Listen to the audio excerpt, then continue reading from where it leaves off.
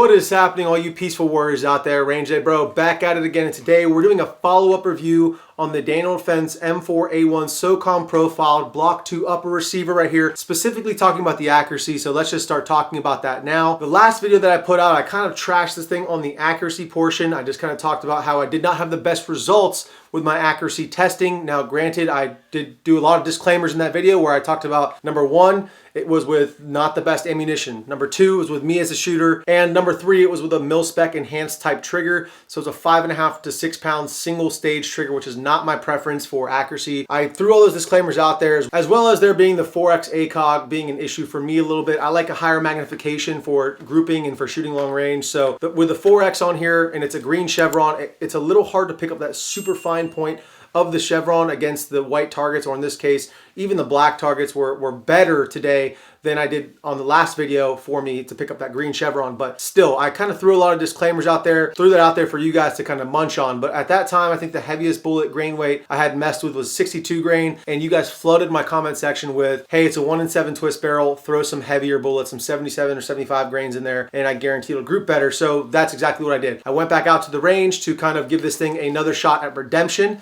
And I threw some much heavier bullets in there, 77 grain. There were two different AAC loads with 77 grain, as well as a Spear Gold Dot soft point that was a 75 grain and a 55 grain jacketed soft point from Spear Gold Dot. One last note, I did also throw some black electrical tape over my fiber optic here on top of the ACOG to prevent so much light from flooding. And that way I was actually able to put my hand on my sandbag like I like to, and I can kind of squeeze it and adjust and do fine tuning here in the back of the gun. That's how I like to shoot, and I didn't have to cover up the top of my ACOG because it was just being flooded with light. So that helped quite a bit. With that being said, I'm gonna send you guys over to the range footage to check out those groups. All right guys, so today we're back out here to test the accuracy of this Daniel Defense upper receiver. We have some heavier grain weight bullets.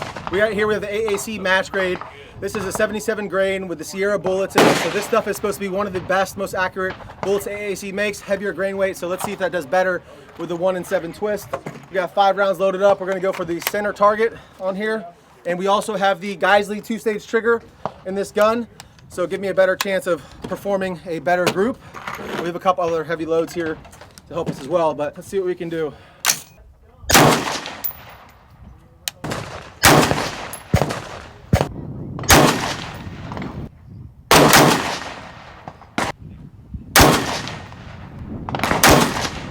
You know what, let's just send one more just in case, because I think this is going to be the best performing ammunition. So okay, so that was the 77 grain open tip Match King with Sierra bullets. Now let's move on to the AAC 77 grain open tip match with their proprietary bullets. This time we're gonna go for the, let's say top left target.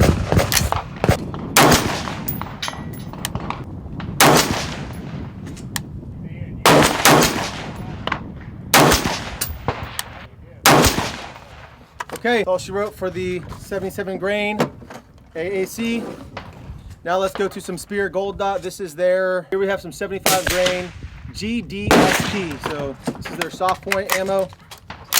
Let's see what we can do. Top right target, 75 grain, Spear.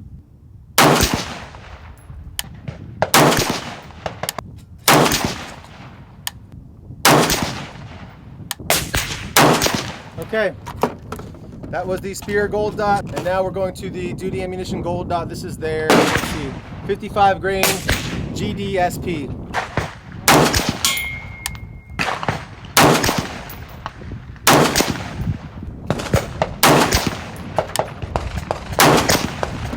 All right, that's all she wrote, boys. Let's go see what we got. All right guys, welcome back. So as you can tell, those groups were much, much better. I don't think it was only due to the ammunition. Obviously having a heavier grain weight bullet, boat tail hollow point, kind of a more precision type bullet definitely helped. I think that makes probably the biggest difference. But the two other things that I mentioned earlier that really helped me out a lot were the tape over my fiber optic, being able to allow it to free up my left hand to kind of do some fine tuning with the sandbag in the back, as well as the Geisley GS2 2-stage trigger in here. So it's a 2.5 pounds first stage, 2.5 pound second stage is kind of my go-to trigger for grouping and for long range. It's also the trigger I've had the most time with. So I took my time, gave this thing the best opportunity that I could to get the groups that I thought it could do. And with that being said, I am very impressed with the results. Before I talk about the target and bring it out and start measuring these group sizes, I did just want to talk about one more test that I did while I was out there. I threw on the RC2 to check the point of impact shift. So I did the original group in the center with that 77 grain AAC with Sierra bullets. And so I did the same exact group, the same ammunition rather, on that bottom right-hand target after I threw the Surefire RC2 on there to see what kind of point of impact shift we got. All right, guys, so now that we have those groups down, I have my RC2 here. We're gonna throw this on and see what kind of point of impact shift we get. Function testing your safety, right?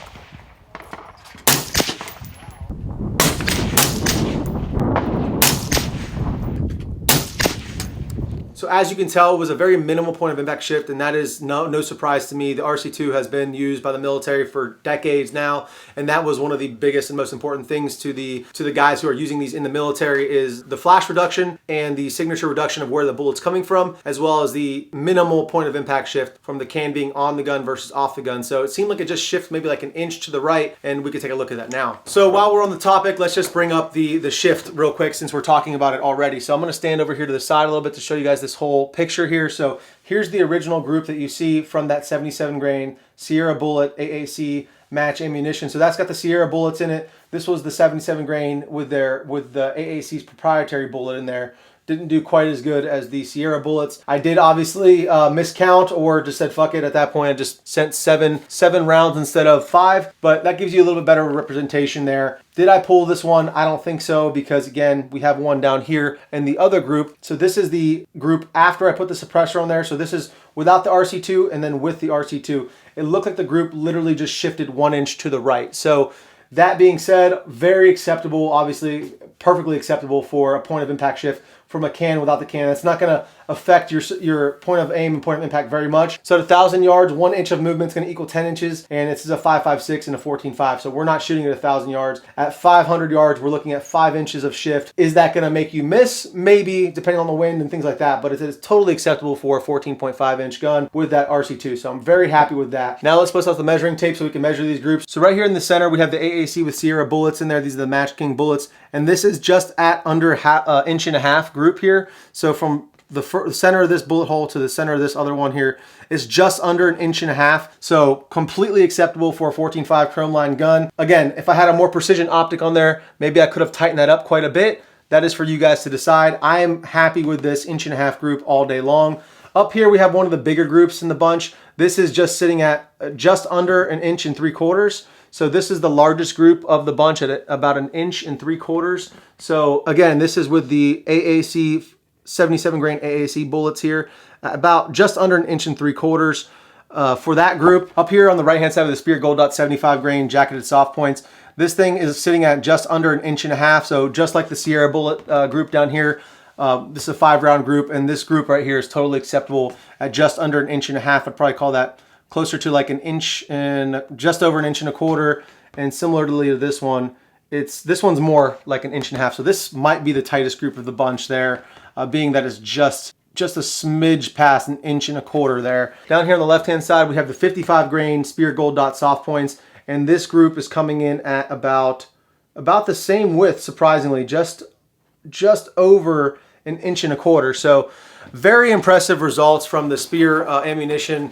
I gotta say, I expected this stuff to perform better, but again, I think I might have pulled that one, I might not have, with a better, higher power optic, a better cheek weld maybe on the gun. That cog mount does put that ACOG up pretty high. I'm not sure what the parallax is like. I know one of you guys mentioned in the comments, parallax is a big deal on the ACOG. So if you're not dead center, right in the center of that ACOG, it may affect your point of aim, your point of impact. So not sure about that, but I am very impressed. Even for the 55 grain Gold Dot, that was a really good group. And just for shits and giggles, I'll measure this group down here as well. So this is just under 1.5 inches, so performed very similarly, about the same size as the original group. The Surefire can didn't tighten it up, maybe a smidge. So I just gotta say, guys, I would call that a total redemption for this rifle. 100% more in line with what I expected, what kind of performance I expected out of this absolute bull barrel. Again, I really love the ACOG on here because it's kind of the Block 2-esque upper. In the future, I might throw a Razor Gen 2 on here, 1:6, to kind of give it a better chance of being better at longer distances and give me a better chance of shooting it more accurately. But for right now, I think it's totally adequate for